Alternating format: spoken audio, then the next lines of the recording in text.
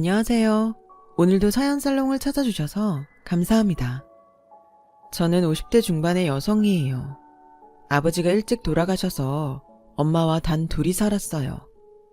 제가 중학교 다닐 때에는 엄마한테 재혼자리도 들어왔었는데 엄마는 저만 있으면 된다고 전부 거절하셨어요. 저는 엄마가 보험 설계사를 하시면서 혼자 고생하시는 게 마음이 안 좋았어요. 엄마, 만나라도 봐. 왜 보지도 않고 다 거절해? 좋은 사람인지 아닌지 만나봐야 알지. 됐어. 너는 그런 일에 신경 쓰지 마. 다른 집 애들은 엄마 재혼한다면 싫어한다는데 넌 왜 그래? 그거야. 엄마 혼자 너무 고생하니까 좀 편해지라고 그러는 거지. 엄마 끄떡 없어. 넌 그런 걱정하지 말고 공부만 열심히 해. 나중에 알게 된 건데 엄마는 혹시라도 재혼했다가 저한테 더 상처를 줄까봐 안 하신 거였어요. 남자 집에서 저를 홀대하거나 무시하면 어떡하냐고요. 저는 그런 엄마 마음을 알고부터 더 엄마한테 고마웠어요. 엄마 고생을 조금이라도 덜어드리고 싶었고요. 그래서 전문대 금속공예과에 갔죠. 손으로 꾸미고 만드는 걸 좋아했기 때문에 그쪽 진로를 생각하고 간 거였어요. 엄마는 제가 4년제에 가지 않은 걸 아쉬워하셨지만 전 상관없었어요. 하루라도 빨리 엄마 짐을 나눠서 지고 싶었거든요. 저는 대학 내내 죽었다 생각하고 열심히 공부하고 여러 자격증을 땄고 그 덕분에 졸업하고 바로 취직할 수 있었어요. 공예 단추나 브로치를 만드는 회사였는데 중소기업치고는 꽤 규모가 있었어요. 최종 합격 소식을 들은 날 저는 엄마와 함께 시내 레스토랑에 가서 자축 파티를 했어요. 엄마, 이제부터는 내가 벌게. 좀 쉬어. 무슨 소리야. 이제 사회에 처음 나가는데 너 혼자 어떻게 해. 엄마, 아직 쌩쌩해. 안 쉬어도 되니까 주연이 너도 하고 싶은 것도 좀 하고 그래. 학교 다니는 내내 공부만 한다고? 제대로 놀아보지도 못했잖아. 꼭 엄마 말대로 해.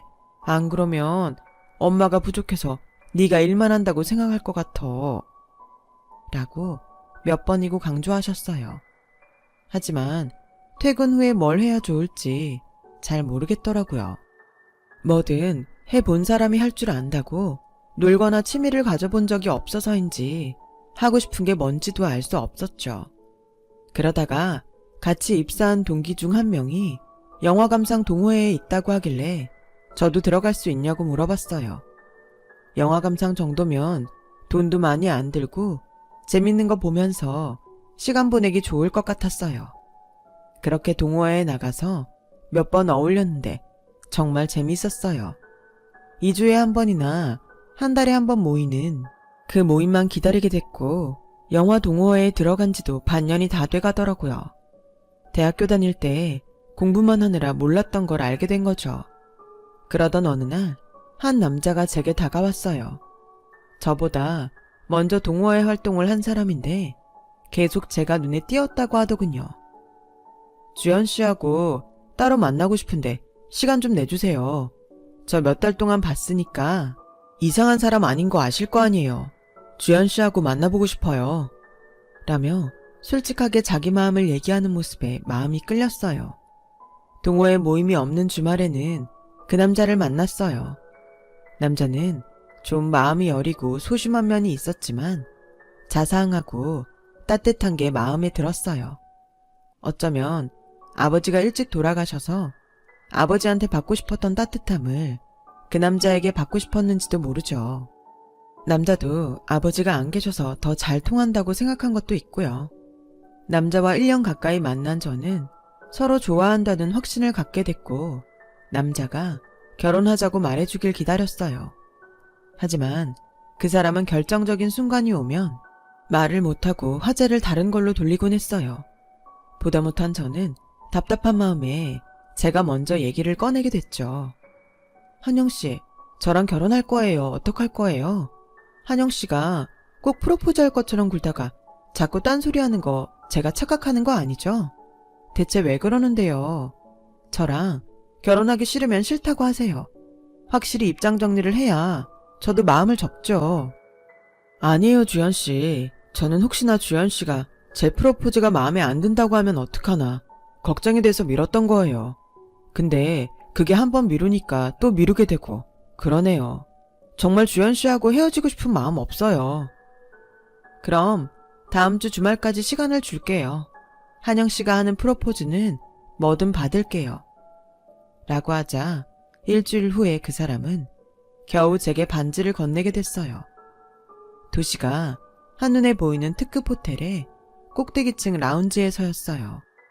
나랑 결혼해요, 주연씨. 제가 후회하지 않게 잘할게요. 전 이제 주연씨 없으면 안 될 것 같아요. 저도 한영씨랑 결혼하고 싶어요. 고마워요, 청혼해줘서. 그렇게 저희는 결혼을 약속하게 됐고 양쪽 집안 인사를 드렸어요. 엄마는 남자에게 그저 저한테만 잘하라고 신신당부했죠. 시어머니와 아가씨도 저를 살갑게 맞아줬고 남편 내조만 잘하라고 하셨어요. 저는 정말 잘 맞는 사람들을 만났다고 생각했어요. 행복한 결혼 생활을 꿈꿨고 그렇게 살 수 있을 것 같았어요. 하지만 그 꿈은 신혼여행에서 돌아오자마자 깨져버렸어요. 시어머니는 제가 시댁에 인사드리러 가자마자 숨도 돌리기 전에 부엌으로 밀어넣더니 밤 늦게까지 온갖 허드렛 일을 다 시키면서 잠시 앉을 시간도 주지 않더군요. 제가 부엌에서 마지막 설거지를 하고 뒷정리를 할 동안 거실에서는 남편이 시어머니 시누이와 함께 과일을 먹으면서 TV를 보더라고요.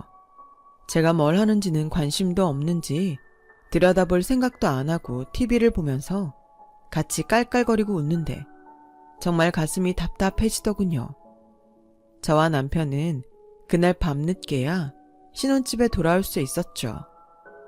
어머니 좀 너무하시는 거 아니야? 어떻게 신혼여행에서 바로 온 사람을 앉아보지도 못하게 하고 계속 일만 시킬 수 있어. 우리 저녁 먹는 건 그렇다 치고 내가 왜 시댁 일주일치 반찬까지 다 해야 돼? 내가 겉절이까지 담았잖아. 아가씨는 손 하나 까딱 안 하고 놀고만 있고 당신도 내가 부엌에서 일만 하는데 테레비 보면서 웃음이 나와? 나야 당신이 아무 말 없이 엄마 시키는 대로 하니까 괜찮나 보다 했지. 그게 그렇게 싫었으면 아까 엄마한테 얘기하지. 이제 와서 나한테 왜 그래? 그리고 당신 이제 결혼했으니까 우리 집 사람인데 남의 집 얘기하는 것처럼 그러는 건 좀 섭섭하다. 엄마랑 내 동생도 이제 당신 식구야. 이게 무슨 식구야. 식구면 같이 도우면서 해야지. 왜 나 혼자 다 해? 이건 식모지. 오늘 솔직히 어머니 너무하셨어, 아가씨도. 라며 화를 풀지 않자 남편은 제 눈치만 보며 알았어. 다음에 또 이런 일 있으면 그때 내가 엄마한테 얘기할게. 약속할게. 그러니까 오늘은 그만하자. 하지만 그 약속은 지켜지지 않았어요. 시어머니는 걸핏하면 저를 불러댔고 거기에 시누이까지 한몫했어요. 언니, 저 파마해야 되는데 돈 좀 주세요. 친구들이랑 영화 보러 가는데 밥값 좀 보태요. 언니, 저 옷 사야 되는데요. 시댁에 가서 일하는 것도 힘든데 시누이가 볼 때마다 돈 타령을 하니까 시댁 식구들 보는 것 자체가 스트레스가 됐고 저는 참다 못해 시누이에게 아가씨, 제가 결혼하고 볼 때마다 용돈 준 것 같은데 저희도 생활을 해야 돼서 이젠 매번 못 줄 것 같아요. 라고 했더니 바로 엄마! 하며 시어머니를 부르더군요. 너는 시집 올 때 뭐 해온 게 있다고? 우리 지영이 용돈 주는 것도 아까워하니? 네가 지금 내 아들 돈 가지고 유세 떠니? 아니, 집안이고 학벌이고 볼 거 하나도 없는 거 받아줬더니 입 다물고 하라는 대로 하지 못할 망정 어따 대고 따박따박 할 말 못할 말 해. 어머니, 그런 말씀은 저 정말 섭섭해요. 저 신혼여행에서 오자마자부터 여기 와서 일한 사람이에요. 그동안 어머니랑 아가씨 해달라는 대로 다 했고요. 그리고 돈 얘기하셨는데 저한테 회사 그만두라고 한 건 어머니잖아요. 제가 집안일하고 시댁에도 와서 이렇게까지 하는데 절 남편 돈 공짜로 쓰는 사람 취급하지 마셨으면 좋겠어요. 라고 하고 싶은 말을 다 했어요. 결혼하고 석 달 동안 참고 참았던 말들이었어요. 시어머니는 펄펄 뛰며 화를 내더라고요. 너 그동안 그런 마음으로 내 집에 와서 일했던 거냐? 며느리가 시애미 시키는 거 한 게 이런 얘기 할 일이야? 너 아주 근본이 틀려먹었구나. 이래서 부모를 봐야 된다고 한 거야.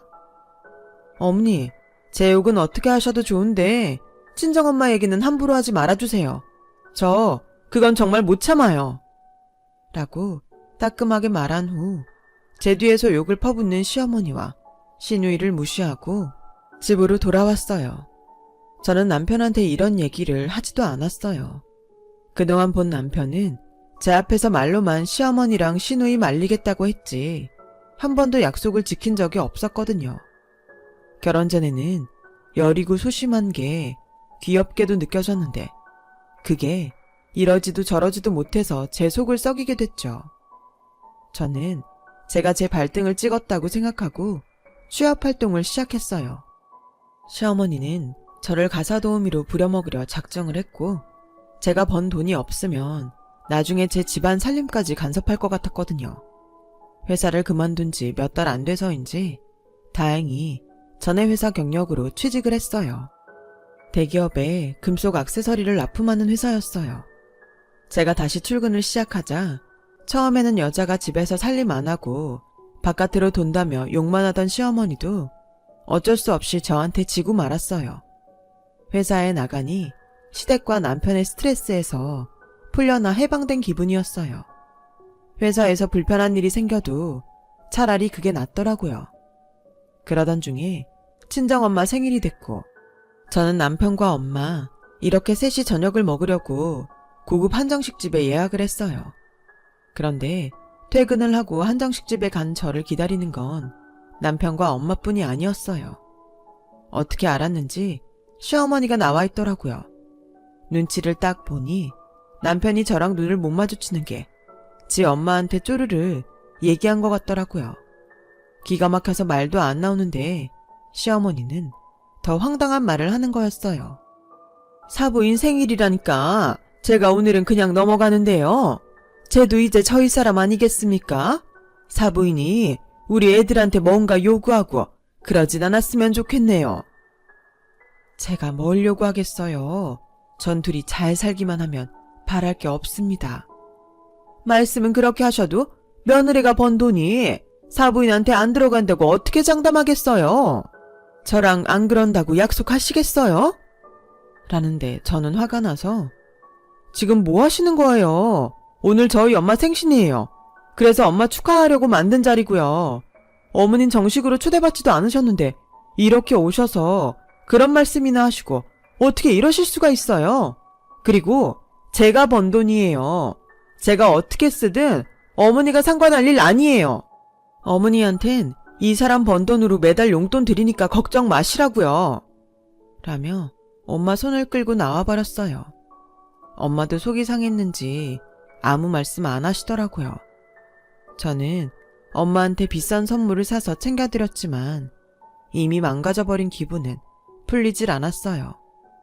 그리고 얼마 안 있어 시누이가 남자친구와 결혼을 하겠다며 양가 상견례를 했어요. 시누이 결혼 준비는 큰 문제 없이 잘 돼가는 것 같더라고요. 근데 문제가 터지고 말았어요. 남편이 저한테 아무 말 없이 제 통장에서 돈을 빼서 시어머니한테 준 거였어요. 왜 내 돈을 당신 마음대로 어머니 드려? 지영이 결혼하는데 당신 보고 5천만 대라고 한다는데 내가 당신한테 입이 안 떨어져서 말을 못했어. 그렇다고 남의 돈을 막 빼가? 아니 어떻게 남의 돈이야. 너무하네. 당신 돈이야 우리 집 돈이지. 내가 처음에 회사 관두고 어머니한테 들은 말이 당신 돈 가지고 내가 유세 부린다는 거였는데 우리 돈이면 왜 나한테 그렇게 말을 해? 저는 그 길로 시어머니를 찾아갔어요. 시어머니는 너무 당당하고 뻔뻔하더라고요. 네가 우리 집 며느리 됐다고 우리 명예가 높아졌니? 무슨 득을 봤니? 당연히 네가 먼저 챙길 줄 알았는데 가만히 있길래 내가 한영이한테 말했다. 한영이가 너한테 말도 못 꺼내게 하더라. 아주 남편기를 팍 죽이고 사는구나. 어머니, 그 돈 안 주시면 저 이혼할 거예요. 이대로 못 살아요. 너 지금 협박하니? 그래, 이혼해. 누가 손해인데? 이혼 그거 여자한테 더 불리한 거 알지? 우리 한영인 결혼한 지 1년도 안 됐고 총각이나 다름없어. 아쉬울 거 하나 없다? 네, 그럼 아쉬울 거 없이 사세요. 라고 한 후 집에 돌아와 짐을 챙겨서 친정으로 가버렸어요. 남편은 저를 찾아오고 전화도 하며 애원했지만 저는 그렇게 우유부단하고 자기 엄마 말만 듣는 사람하고는 더는 살고 싶지 않았어요. 결국 저는 남편과 시댁에 유책 사유를 묻지 않겠다는 조건으로 9개월간의 결혼 생활을 이혼으로 끝냈어요. 그 후 일에만 파묻혀 살았어요. 남자는 쳐다도 보기 싫었고 다시 만나고 싶지도 않더라고요. 그렇게 일에만 미쳐서 살았더니 회사 상무님이 저를 좋게 보시고 독립해 나가면서 저를 데리고 가셨어요. 새로운 회사에서 중견 간부로 일을 시작하게 됐어요. 월급이 많아진 건 아니었지만 인텐시브 약속도 받았고 무엇보다 제가 자유롭게 디자인하고 만들 수 있다는 게 좋았어요. 그러다가 제가 만든 브로치가 유명 패션회사 눈에 들었고 저희는 아주 좋은 조건으로 그 회사에 납품 계약을 하게 됐어요.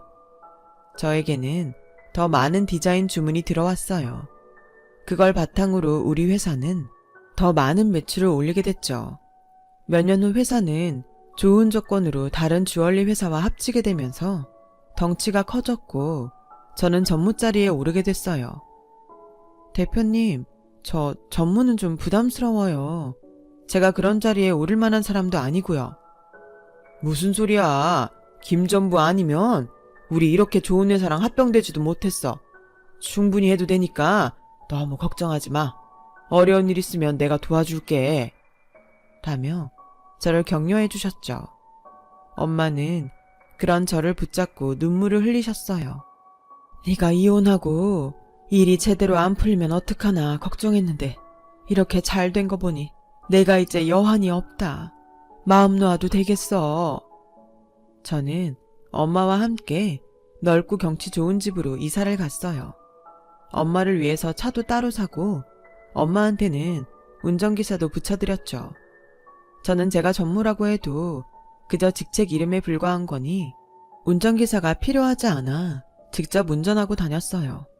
엄마는 마음대로 친구들도 만나시고 여행도 다니면서 즐겁게 사셨으면 했어요. 그리고 저희 회사 신제품을 발표하는 날이 됐어요. 그 중에는 제가 직접 디자인한 귀걸이, 목걸이 세트도 있었어요. 제법 큰 행사여서 특급 호텔에서 진행하게 됐고 저는 엄마와 함께 가기로 했어요. 엄마는 집에서 따로 기사님과 오시기로 했죠. 호텔 주차장에서 엄마를 기다리고 있는데 청소차를 타고 다니면서 쓰레기통을 치우는 남자가 자꾸 저를 힐끗힐끗 보는 거였어요. 좀 신경이 쓰였지만 대수롭지 않게 생각했는데 엄마가 오셔서 보시더니 놀라서 대뜸 이서방? 하시는 거였어요. 그 말에 저도 놀라서 그 사람을 봤죠. 정말 전 남편이었어요. 저도 엄마도 더 이상은 말을 못하고 얼른 엘리베이터를 타고 올라갔어요. 어쩌다가 여기서 청소를 하고 있는지는 알 수 없었어요. 이혼 후 일부러라도 시댁과 남편 소식은 멀리하고 살았거든요. 행사를 다 마치고 엄마는 제 손을 꼭 잡고 뿌듯한 표정을 지으셨어요. 난 정말 내 딸이 자랑스럽다. 잘했어 우리 딸. 정말 이렇게 잘 살아줘서 너무 고맙다. 무슨 소리야. 이게 다 엄마 덕분이지. 엄마가 그 고생하면서 날 힘들게 키우지 않았으면 오늘 내가 있겠어? 라고 저도 울먹거렸어요. 그렇게 좋은 시간을 보내고 집으로 가려고 주차장에 왔는데 전 남편이 저와 엄마 앞에 나타나서 저희를 가로막는 거였어요. 엄마도 저도 너무 놀랐어요. 이보게, 이게 무슨 짓이야? 이러지 말고 비켜! 장모님, 제가 무슨 짓을 하려는 게 아니에요. 이 사람하고 잠깐만 얘기할게요. 저는 냉정하게 무슨 얘기를 해요? 전 그쪽하고 할 얘기 없어요. 주연아, 그러지 말고 잠깐만. 나 이혼하고 후회 많이 했어. 당신이 내 연락은 하나도 안 받고 만나주지도 않으니까 어쩔 수 없이 이혼한 거지. 정말 이혼하고 싶지 않았다고. 라며 매달리더군요. 그게 언젠데 이제 와서 이래. 그리고 저한테 반말하지 말고 이름도 부르지 마시죠. 저와 이한영 씨는 남남이에요. 아무 사이도 아니라고요. 제가 끝까지 냉정하게 굴자 남편은 어쩔 수 없이 뒤로 물러나더군요. 엄마도 저도 좋은 날 뒤끝이 찝찝한 느낌이 들었어요. 그랬더니 아니나 다를까 며칠 후 정말 깜짝 놀랄 일이 생겼어요. 시어머니가 저희 집 앞까지 찾아온 거였어요. 그것도 제가 없을 때 엄마를 만나러 왔던 거였어요. 저는 회사에서 엄마한테 시어머니가 찾아왔다는 전화를 받고 바로 집으로 갔어요. 시어머니는 집 앞에서 엄마와 실갱이를 벌이고 있었어요. 이렇게 찾아오시면 곤란해요. 저희가 이제 무슨 관계가 있는 것도 아니잖아요. 7년도 더 전에 있었던 일로 왜 이러시나 싶네요. 라는 엄마의 말에 시어머니는 7년이고 10년이고 사람 인연이란 게 그렇게 쉽게 끊어지나요? 그러니까 이렇게 다시 만난 거 아니겠어요? 이러지 말고 돌아가세요. 주연이 와서 보면 난리 나요. 그러니까 사부인이 말씀 좀 잘해주세요. 다시 잘해보자고요. 사부인도 솔직히 이 일에 조금은 책임이 있으시잖아요. 그 말을 듣고 저는 화가 잔뜩 나서 무슨 책임이요? 저희 엄마한테 억지소리 그만하세요. 라며 소리 질렀더니 시어머니는 놀라서 움찔하더군요. 하지만 곧 비굴할 정도로 상냥하게 웃으며 굽신거렸어요. 그동안 잘 지냈구나. 아주 얼굴이 활짝 폈다 얘. 내가 너하고 한영이 다시 잘했으면 해서 그렇게 말한다는 게 좀 지나쳤나 보다. 그럴 일 없으니까 돌아가세요. 다시 찾아오지 마시고요. 대체 집은 어떻게 하신 거예요? 회사의 친척인데 도저히 집을 찾을 수 없다고 했더니 네 비서실로 연결해서 알려주더구나. 너 정말 출세했구나. 비서도 있고. 그건 저희 쪽 실수니까 더는 말 안 할게요. 그만 돌아가세요. 얘 아가, 그러지 말고 다시 생각해보지 않을래? 너도 아직 결혼 안 하고 있는 거 보면 우리 한영이 아주 잊은 건 아닌 것 같은데 둘 다 더 늦기 전에 다시 합치는 게 좋지 않겠어? 그래서 애도 낳고 전처럼 우리 집도 오가면서 재밌게 살아야지. 그게 무슨 말 같지도 않은 소리입니까? 라는 엄마의 화난 목소리에 저와 시어머니 둘 다 놀랐어요. 엄마는 지금까지 아무리 시댁에서 기분 나쁘게 굴어도 큰 소리를 낸 적이 없었거든요. 이것 보세요. 댁이 우리 딸한테 어떻게 했는데 그리고 나한테는 뭐 우리 딸 번 돈을 지네 집 돈이니까 나한테 들어오지 말게 하라고? 그리고 댁내를 드나들면서 재밌게 살아? 신혼여행 오자마자서부터 애를 부려먹기만 해놓고 그런 말이 나와? 막말로 우리 딸이 이렇게 성공 안 했어 봐. 당신이 이렇게 저자세로 나오겠어? 라며 막 퍼부었고 시어머니는 얼굴이 빨개져서 어쩔 줄 모르더라고요. 저는 엄마를 진정시키고 시어머니한테 할머니, 저요. 댁내 아들 못 잊어서 결혼 안 한 거 아니에요. 댁내 집에 너무 뒤여서 다신 남자 쳐다보고 싶지도 않거든요. 할머니 아들은 이번에도 지가 못 오고 할머니한테 얘기해서 등 뒤에 숨었잖아요. 그런 남자를 뭘 믿고 살아요? 지 여동생한테 돈 준다고 마누라 통장 비밀번호 알아내서 몰래 돈 빼돌리는 그런 남자 저 다신 안 만날 거예요. 그리고 당신 같은 시어머니도 다시 보기 싫어. 우리 엄마한테 헛소리하지 말고 당장 돌아가요. 안 그러면 경찰에 신고하고 법원에 접근금지 명령도 받아낼 거야. 라고 으름장을 놓자 시어머니는 제 손을 붙잡고 내가 정말 잘못했다. 정말 미안해. 저한테 더 이상 반말하지 마세요.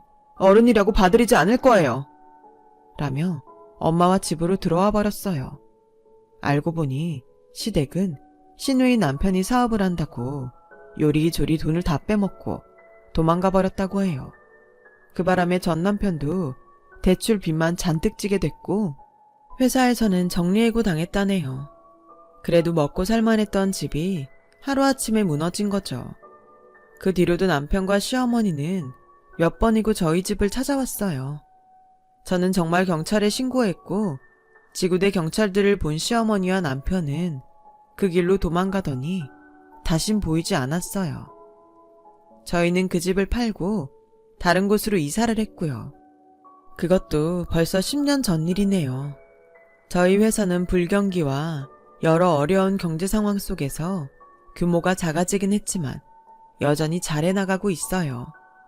저도 얼마 전에는 친구로 잘 지낼 수 있는 남자를 만났고요. 결혼은 아직도 제게 상처가 커서 하고 싶지는 않습니다. 엄마와 끝까지 잘 사는 게 제 목표랍니다. 긴 얘기 들어주신 분들 모두 감사드려요. 다들 행복하시고 건강하시길 바랄게요. 모두 좋은 하루 되세요. 여러분, 사연 댓글에 응원과 현명한 조언 부탁드려요. 좋아요와 구독은 저에게 큰 힘이 됩니다. 오늘도 좋은 일 가득하세요.